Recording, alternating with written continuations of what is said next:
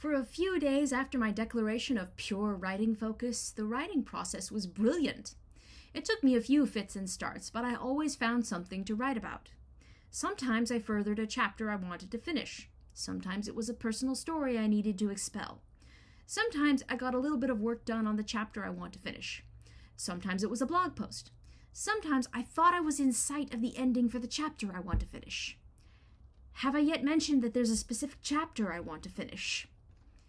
In the landscape of writing, where I tend to write chapters at 2,000 to 3,000 words apiece, and I'm lucky if I can make 2,000 words in a day, this short story chapter is a 9,000-word lumbering oaf that has taken me 2 months, and I'm not finished yet. I've already decided I will break it apart into a 2-chapter arc, but I'm ready to be done with it. I already have other ideas lined up for more chapters and stories, and they're all straining at their leashes. I had finished putting together ingredients for chicken soup and set it all to simmer on the stove for 3 hours. I sat down with my writer's fuel drink, read through the last 3 pages of the chapter, and prepared to be brilliant. My hands roamed my face. They've been doing that with mounting urgency the longer this attempt at taking writing seriously goes.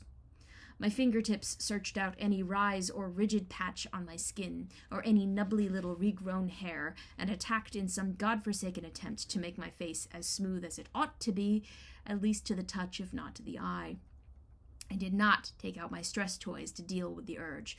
Why bother? Any moment I will sink into the bliss of the writing flow and finish off the chapter with a flourish, because I am that good. I remembered that I'd abandoned a video game a couple days ago. Bendy and the Ink Machine, Dark Revival. It was a sequel whose writing and character design bothered me enough that I abandoned it just over 2 hours in. I wanted to know what all the game endings were, so I flipped over to YouTube and quickly found a video with all the endings laid out for me to watch. I thought about the fandom I'd left behind but was still attached to, Mystery Skulls Animated. I wondered if there were any good new fan fictions out for it, and checked the archive of our own page for that fandom. On a whim, I sorted the fanfics by how many kudos, likes, they had, and started scrolling to see what fics were at the top and where I could find mine. When I couldn't find mine by the 10th page, I knew I was never going to finish this stupid chapter. There's no point. Everybody's better than me, even people who aren't. And besides, nobody liked the ending of my last fanfiction anyway, and I ought to just curl up with another book or video game and accept defeat. What I really ought to do is go through that statement with a red marker and annotate which parts are flat-out lies and which ones are only partial lies because of a certain slanted way I look at the facts when I'm wallowing in self-pity. I opened up 4 or 5 of the better-ranked fics and read a couple. It rekindled some enjoyment I had for the fandom, and I thought about writing some more on those fanfictions I had sitting around. Nope, I want to focus, I want to finish, I want to be able to reward myself for finishing this specific chapter about Ramara. There's a bag full of lemon Jolly Ranchers with my name on it. I promised it to myself if I can just finish the damn thing. I hate loose ends that dangle forever, and I don't see why I can't just sit down and make the next part happen. I spent about an hour, collectively, digging out ingrown or barely grown hairs from my skin, and wondered if I should go to the mall today to try to find a pair of opera gloves somewhere. If I had smooth, silky gloves on, I wouldn't feel all the hair and skin issues that bother me. Ramara! What's the next thing she says? I thought about Bird by Bird by Anne Lamott and how I was finally reading it. Fragments of it were assigned to me in college for various writing classes, and fragments have been sent to me by various writing friends, and I feel like I've only ever gotten fragments of this book because I couldn't stand to sit down and read something as boring as nonfiction or as judgmental as a book of writing advice. Of course, this book is neither boring nor judgmental.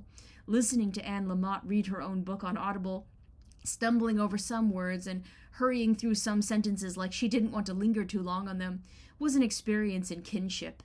She talked about all the distractions I experience and how she deals with them. She talked about writer jealousy and acceptance of it. I have so much trouble acknowledging jealousy because I think it's ugly and destructive, but I saw her points. She talked about the host of mental illnesses that raise their heads every time you sit down to write. My hands continued to roam my face.